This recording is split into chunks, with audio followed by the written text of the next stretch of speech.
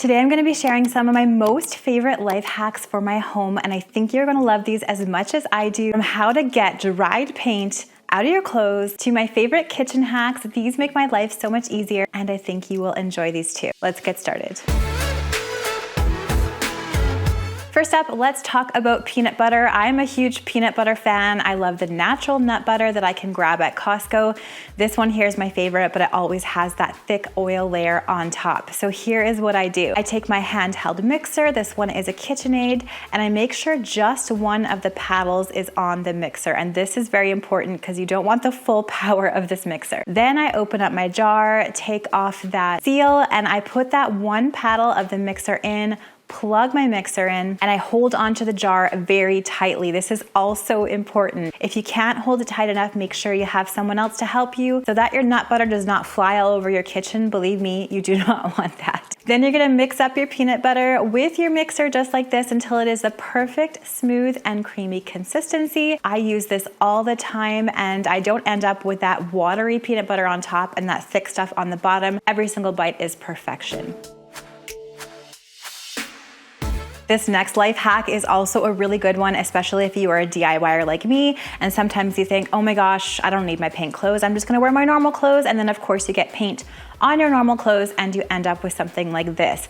These are my daughter's jeans, and I didn't know she was wearing them for painting a floor. So this is latex paint. It's all dried up on her good jeans. So here's the hack to get dried latex paint out of your clothes. I found this just over the last year, and this is amazing. It actually does work. For this hack, you're gonna need some boiling water, a firm bristle brush, and some rubbing alcohol. I found mine at Dollarama, not very expensive at all. Then you're going to take your piece of clothing, place a towel or a bowl underneath the clothing so you don't get the countertops or wherever you're working on ruined. And then you are going to pour some boiling water over the paint area, and this is going to loosen up and soften up that paint. Once you have that in there, you can scrub it with a brush here if you want, or you can wait till the next step. Pour a little bit of that rubbing alcohol on top, and this is the magic ingredient I find to really get that paint out of the fabric. Take your bristle brush and scrub it again. Use some elbow grease to get this out. Once that paint spot is all out, continue working on all the rest of the spots. I was able to get all of these out of these jeans, so I was very proud of myself. Once you're finished, just toss your piece in the washer and dryer, and you are all done. Look at how these jeans look now. They look good as new, and I'm gonna remind my daughter and myself to always wear paint clothes, even when painting for only a few minutes.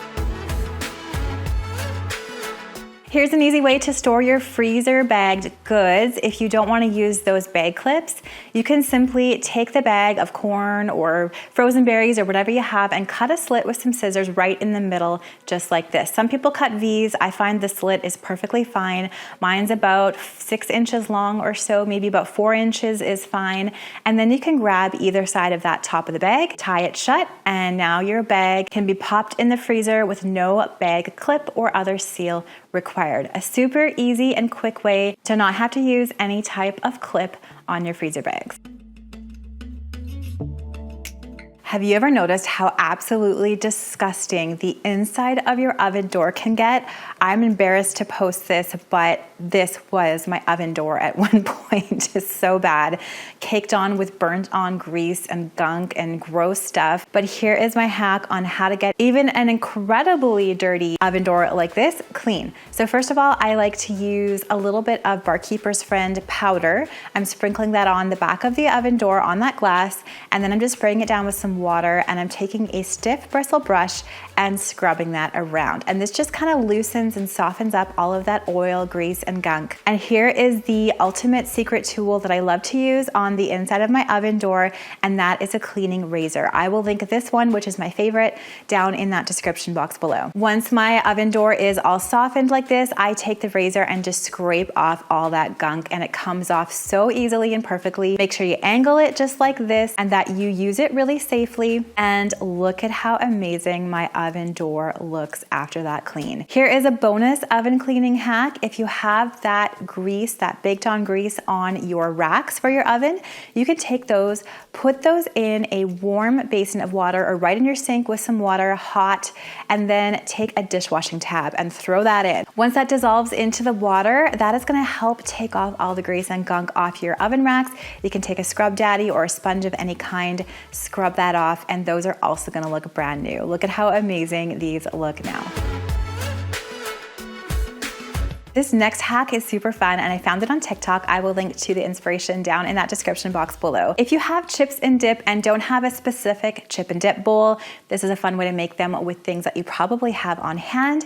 You can just put a coupe style glass or even a wine glass in the middle of a bowl just like this. This is just my dollar store bowl, my thrift store coupe, and you can put your chips in the bowl and then place your dip or salsa or whatever you have in the coupe glass. Look how cute this is and how easy it is to use. This is a great little party trick you can try or just to enjoy your Netflix and chips at the end of the day. Okay, if you are a cheese lover like I am, this hack is for you.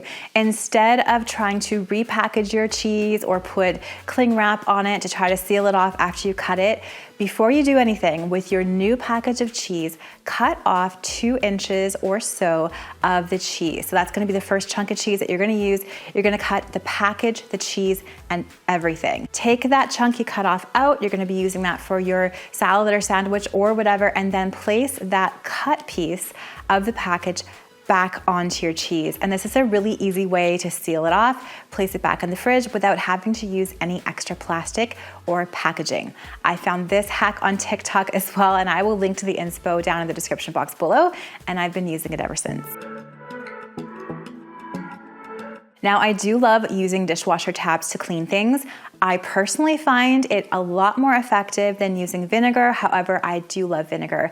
I use it for a lot of other things. I will link to a video where I share lots of uses for cleaning with vinegar. I'll link to that down in the description box below. However, when you have baked on grease, just like this one, like the oven I showed prior, if you have it in your pan, you're gonna place that pan on your stove, put some water in it, set it to boil, and place a dishwasher tab inside.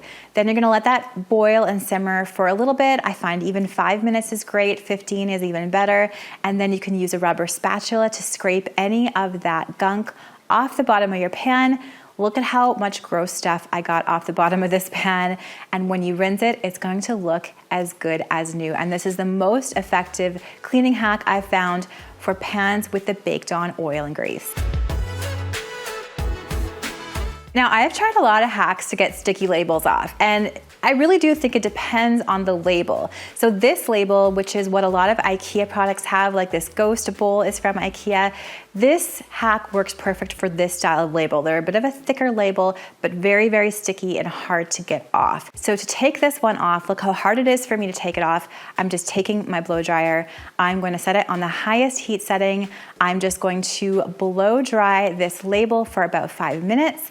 When it is hot, it's going to soften up that adhesive, and then I can easily pull this label off. Look how simple that is. So I would try the blow dryer trick first if you have a tricky label, and then you could go ahead and try another trick, like I've used magic eraser. I've also used oil. So there's lots of different ways to do it that make it a lot easier to get those stubborn labels off.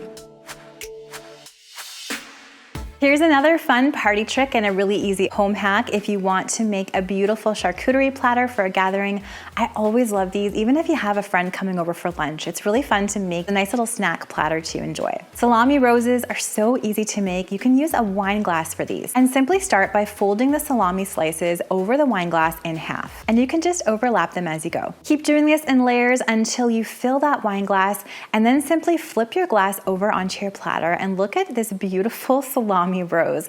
I think this is such an easy way to make your snack platters a little more elevated and add some whimsy to your next gathering.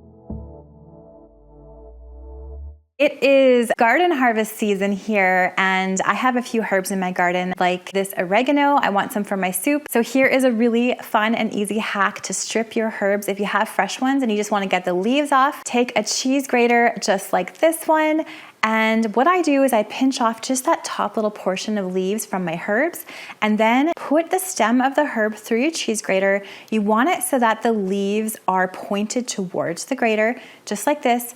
And then from the back of the grater, you're gonna pull that stem through. The little blade on that cheese grater is gonna gently strip off the leaves.